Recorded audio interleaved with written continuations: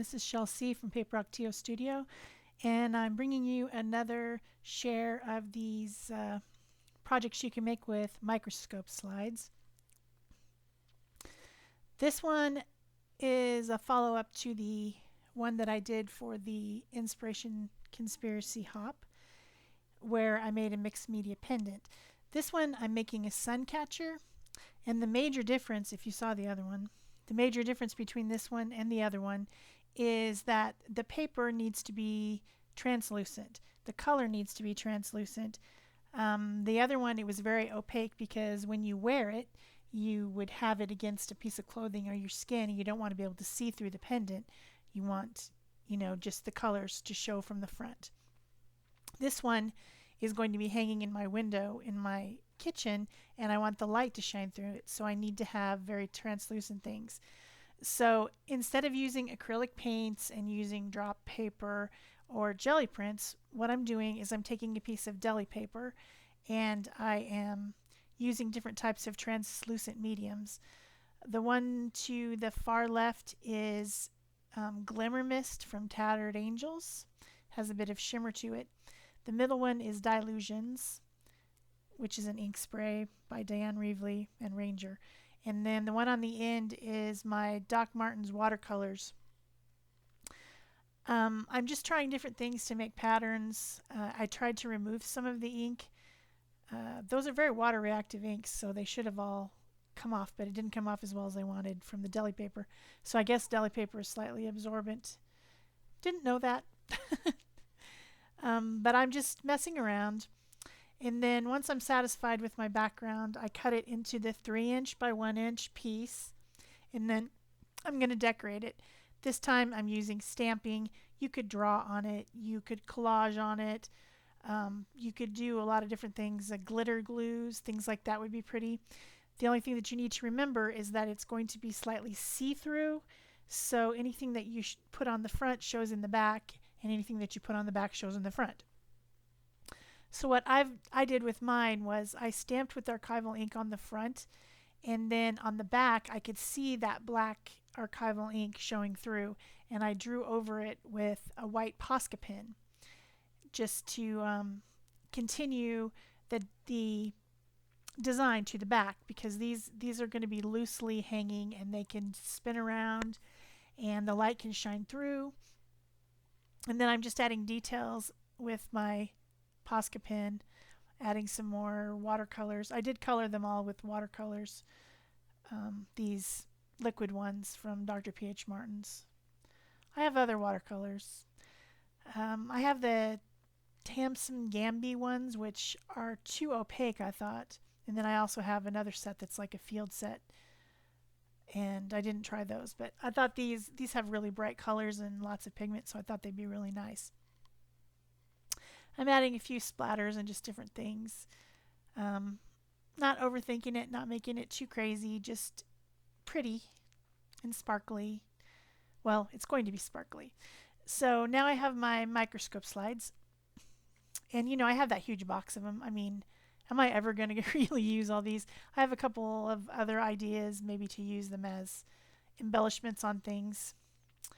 Put them on a tag as a, like a little dangly or something like that. But this Suncatcher idea was something that I came up with this morning on my walk. As I was walking, the sun was coming up, and I was noticing the harsh lights and shadows that sun makes. Thought it was really cool, and then it came to me to make a Suncatcher. So that's what I am doing. So I did tell you guys in the last video that I was planning on going to the home store and picking up some of this weird tape. It's wide and it's made out of metal. I think it's aluminum, although it says foil on it. I'm pretty sure it's aluminum. It's a fairly thick piece of metal with adhesive on the back. And so it is exactly the same. For my purpose, I don't know if you can weld it, but for my purpose, it's exactly the same idea as that tape that you buy to use with stained glass. I don't think it is the same, because there's probably some property of flux when you solder that it doesn't have. But for this, it works great. And I wanted, the other tape I had was copper, so I wanted something that had a silver color. And then I can make pendants with this as well and use them on a silver chain instead of a copper chain. So I bought this today when I was at the Home Depot getting a new light, and it was $7 for the whole big huge roll that I showed you. I mean, that thing's a beast. And other things that you can do with it is to stick it to cardstock and then run it through your die cutting machine to cut out shapes, or to emboss on it, to make metallic embellishments and things for your pages and your canvases. So that's what I actually wanted it for. That was my original idea, but then I also thought that I could use it this way. And I just cut it on my guillotine cutter into 1/4-inch strips, if you're wondering what I did with that, with the backing still on. So now I have something else that is from the hardware store. This is solder, actually, I believe. Aluminum solder. And it's a very inexpensive wire, basically. And I'm using it to make a little hanger.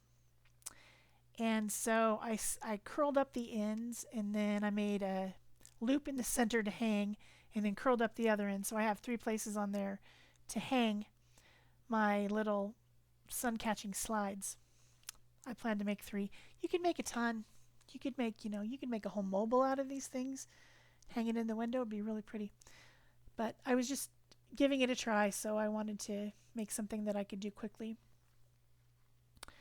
So once I've got this to my satisfaction, then I'm going to work harden it. And what that means is you pound it with either a rubber mallet, or in my case, I wanted to make like little hammered color, like you've seen hammered metal before. So I'm using a metal hammer instead. And once you've done this, lightly tapped it a bit, it's very, very, very hard to bend it after that point. You can no longer bend it with your fingers. If you want to bend it at all, you got to really do it with pliers. So it makes a big difference. I guess it changes the composition of the wire. I'm not sure exactly what the science of that is. And then I'm making my 3 hanger uppers. And instead of doing the one that I showed you last time, where I just bent the 2 things to the side and curled them, this one I'm making a loop, and then I'm taking each end on the opposite side and spiraling it, so then it will have a spiral on either side of the slide. So if you look at it from the back or you look at it from the front, it looks the same. And you can kind of see these in the pictures. So I also added some beads on little dangles, and some jump rings that I made out of that same wire, and then some shimmery ribbon at the top. So I hope you enjoyed this project as another option to use your slides if you decide to make a mixed media pendant like the last video, which I will link above and below. And thank